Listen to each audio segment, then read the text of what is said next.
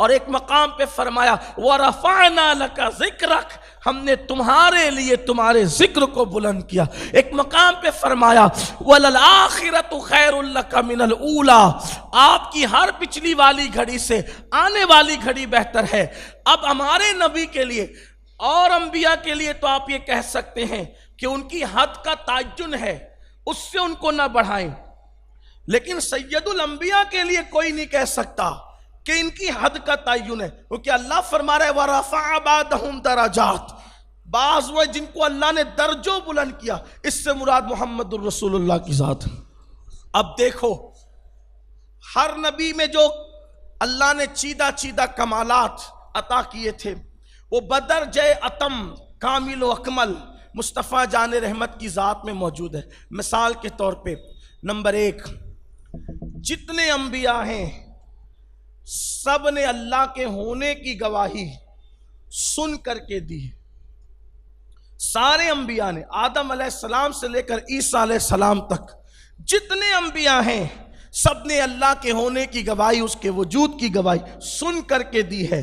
ایک نبی میرے اور آپ کے نبی ہیں جنہوں نے اللہ کی گواہی دیکھ کر کے دی ہے، انہوں نے اللہ کو دیکھا ہے، ان کے سوا کوئی نہیں جس نے اللہ کو دیکھا ہو، حتیٰ کہ جبریل علیہ السلام بھی نہیں، جبریل نے بھی اللہ کو نہیں دیکھا، کسی فرشتے نے نہیں دیکھا، کسی نبی نے، کسی رسول نے نہیں دیکھا سوائے آمنہ کے لال کے، اور انہوں نے دیکھ کر کے گواہی دی۔ ایک بات۔ دوسری بات یہ کہ جتنے انبیاء کرام آئے یا ایک قبیلے کے لیے نبی اور رسول بن کر آئے، ایک خطے کے لیے نبی اور رسول بن کر آئے، ایک علاقے کے لیے نبی اور رسول بن کر آئے، لیکن تنہا میرے آقا ہے جن کو اللہ نے تمام کائنات کے لیے رسول بنا کر کے بھیجا، پوری کائنات کے لیے، بلکہ کائنات تمام عالمین کے لیے رسول بنا کر بھیجا۔ اللہ اکبر۔ پھر اس کے بعد آپ دیکھیں، اللہ اکبر، انبیاء کرام علیہم الصلاۃ و تسلیم ہے، انبیاء کرام علیہم الصلاۃ و تسلیم، ان کی ادوار محدود ہیں کہ اتنے سال سے لے کر اتنے سال تک کے ان کا دور، لیکن مصطفیٰ جان رحمت کا دور محدود نہیں ہے، قیامت تک انہی کا دور ہے۔ یہ رب فرمایا محبوبہ زمانے سارے تیرے ہیں، عرش والے فرش والے دیوانے سارے تیرے ہیں۔ اللہ نے محبوب کا دور بے حساب رکھا، اس کی کوئی حد نہیں رکھی۔ پھر آپ دیکھیں حضرت آدم علیہ السلام کو اللہ تبارک و تعالیٰ نے پیدا فرمایا، آدم علیہ السلام پیدا ہوئے، مشہور بات ہے، بڑی فضیلت ہے، بڑی شان ہے، انتہائی شان ہے آدم علیہ السلام کی کہ ان کو فرشتوں نے سجدہ کیا۔ آدم علیہ السلام کو فرشتوں نے سجدہ کیا، یہ فضیلت آدم ہے علیہ السلام، یہ شان آدم ہے علیہ السلام کہ اللہ نے ان کو فرشتوں نے سجدہ کروایا۔ لیکن آپ دیکھیں بڑا مقام ہے، سارے فرشتے سجدے میں گرے آدم کے سامنے، لیکن ہمارے نبی کی شان یہ ہے کہ سارے فرشتوں کو ان پر درود پڑھوایا، آدم کے لیے سجدہ کروایا، محبوب کے لیے درود پڑھوایا۔ ایک اس سے بڑی بات ہے، وہاں سجدہ ہے، یہاں درود ہے، اس سے بڑی بات ہے۔ اور ایک بات اس میں ایڈ کر سکتے ہیں آپ، اور کرنا چاہیے، کہ آدم علیہ السلام کو سجدہ کرایا کچھ دیر کے لیے، ایک متعینہ مدت کے لیے، پہلے سجدے میں نہیں تھے، پھر گئے، پھر اٹھ گئے، لیکن اپنے نبی کی بات آئی تو متعینہ مدت کے لیے درود نہیں پڑھایا کہ ایک دن پڑھو، 2 دن پڑھو، 4 دن پڑھو، بلکہ کیا فرمایا؟ ان اللہ وملائکتہ یصلون علی النبی، مضارع کے ساتھ کہا جا رہا ہے کہ نبی پر اللہ اور اس کے فرشتے درود بھیجتے ہیں۔ کب سے بھیج رہے ہیں، کب تک بھیجتے رہیں گے، نہ ابتدا کوئی جانتا ہے نہ انتہا کوئی جانتا ہے۔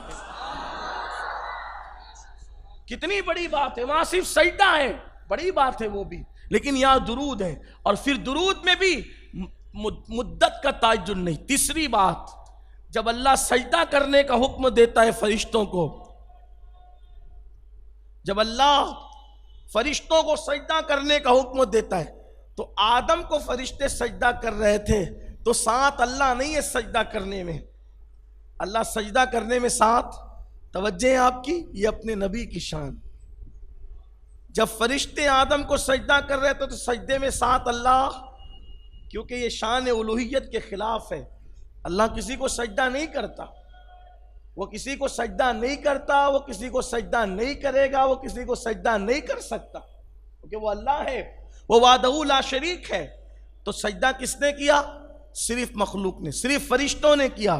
مگر قربان جب محبوب پر درود پڑھنے کی اور بھیجنے کی بات آئی تو آدم کے لیے کہا کہ فرشتوں صرف تم سجدہ کرو، محبوب کے لیے کہا میں بھی درود بھیجتا ہوں، تم بھی درود بھیج۔ دیکھا یہ شان ہے محمد الرسول اللہ کی، مصطفیٰ جان رحمت کی شان یہ، اسی لیے تو حضور نے فرمایا انا قائد المرسلین ولا فخر، کہ میں تمام انبیاء کا سردار اور قائد ہوں، لیکن یہ بات میں فخر سے نہیں کہتا۔ حضور علیہ السلام نے جب بھی بات کہی نا تو اس کے بعد یہ فرمایا ولا فخر، آپ نے جب فرمایا سارے انبیاء میرے پرچم کے نیچے ہوں گے، میں فخر نہیں کرتا۔ جب میں نے اس کی شرح میں حضور تاج الشریعہ کا کلام دیکھا تو مجھے بہت خوبصورت بات لگی۔ انہوں نے شرح فرماتے ہوئے کیا لکھا، کیا فرمایا کہ آپ نے کہا میں انبیاء کا سردار ہوں، میں فخر نہیں کرتا، انبیاء میرے جھنڈے کے نیچے ہوں گے قیامت کے دن، فخر نہیں کرتا۔ فخر نہیں کرتا، حضور کیوں فخر نہیں کرتے؟ یہ بات تو فخر کی ہے، یہ بات تو فخر کی ہے کہ انبیاء کسی کے جھنڈے کے نیچے ہوں، اور آقا فرماتے میں اس میں فخر نہیں کرتا۔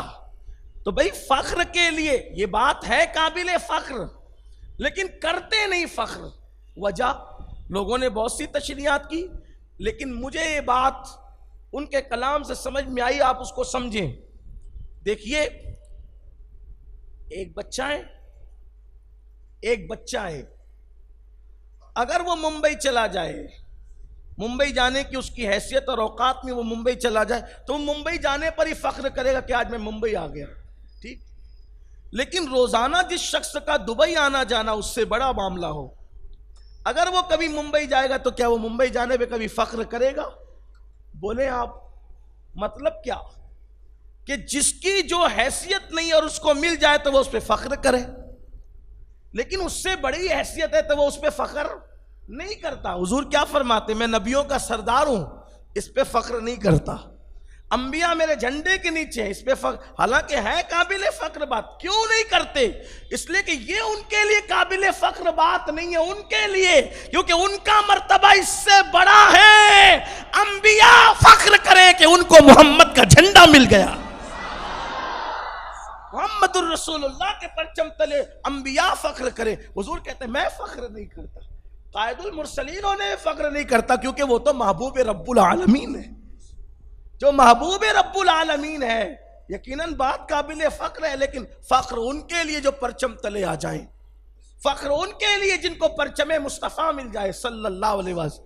اب یہاں پرچم کی بات آئی تو ایک بات عرض کروں، ہر سال ربیع الاول شریف میں کچھ بھائیوں کو یہ لگتا ہے کہ عاشقان رسول پرچم لگاتے ہیں تو یہ جھنڈا نہیں لگنا چاہیے، پھر اس پر لوگ اخبار میں لکھتے بھی ہیں، پھر تقریروں میں بولتے بھی ہیں۔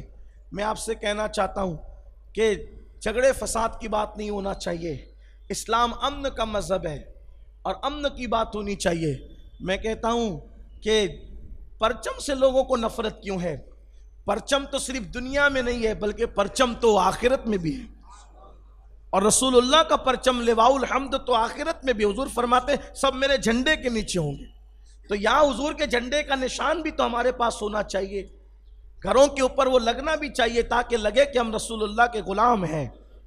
ہاں کچھ لوگ کہتے ہیں اس کی ضرورت کیا ہے؟ میں نے کہا ضرورت تو میں نے مکے سے سیکھی۔ جب حج کے لیے گیا تو میں نے دیکھا کہ جس ملک کے لوگ جس بلڈنگ میں ہوتے تھے وہاں ان کا پرچم لگا رہتا تھا، تو لوگوں کو پوچھنا نہیں پڑتا تھا، بھٹکنا نہیں پڑتا تھا، جس بلڈنگ کے اوپر جس ملک کا پرچم دیکھا سمجھ گئے یہ ہندوستان والے، یہ پاکستان والے، یہ بنگلہ دیش والے۔ آپ لوگ بھی حج کو گئے ہوں گے تو آپ نے دیکھا ہوگا، جو گئے ان سے پوچھو کہ بلڈنگوں پہ ہر ملک کا پرچم لگا تھا، حالانکہ جو لوگ پرچم لگانے کو منع کرتے انہوں نے لگا رکھا تھا، جہاں سے یہ فتنے کی شروعات ہوتی ہے، نبی کا جھنڈا مت لگاؤ، نبی کا جھنڈا، وہ اپنے ملک کا دوسروں کے ملکوں کا جھنڈا برابر لگاتے رہے، لیکن اس میں حکمت کیا تھی؟ پوچھنا نہیں پڑتا تھا کہ بلڈنگ میں رہتا کون ہے. توجہ آپ کی، بلڈنگ میں ہند کا پرچم دیکھا، یہاں ہندوستان والے رہتے ہیں، پاکستان کا پرچم دیکھا پاکستان والے، بنگلہ دیش کا پرچم دیکھا بنگلہ دیش والے. سنیو، یہی تو ہم سمجھانا چاہتے ہیں. کس کا گھر کون سا ہے، کس گھر میں کون رہتا ہے. جب مکے میں پرچم سے پتا چلتا ہے تو ہند میں بھی پرچم سے پتا چلتا ہے. جن کے گھروں پر سیاسی پارٹیوں کا پرچم ہے، سمجھ جانا یہ سیاست والے لوگ ہیں، اور جن کے گھروں پر میلاد کا پرچم ہے، سمجھ جانا یہ محمد الرسول اللہ والے لوگ. پرچم کی ضرورت تو ہر جگہ ہے.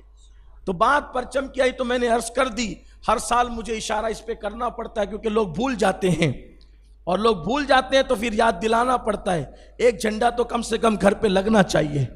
لگے گا کہ نہیں لگے گا؟ انشاءاللہ لگنا چاہیے، کیونکہ ہم نبی والے لوگ ہیں، اور ان کا پرچم صرف زمین پہ نہیں لہراتا، ان کا پرچم تو آسمانوں پہ لہراتا ہے. میرے امام کہتے ہیں فرش والے تیری شوکت کا علو کیا جانے، فرش والے تیری شوکت کا علو کیا جانے. خسروا عرش پہ اڑتا ہے فریرا تیرا، خسروا عرش پہ اڑتا ہے فریرا تیرا. عرش پہ بھی ان کا فریرا اڑتا ہے. اس لیے تو میں بات عرض کر رہا تھا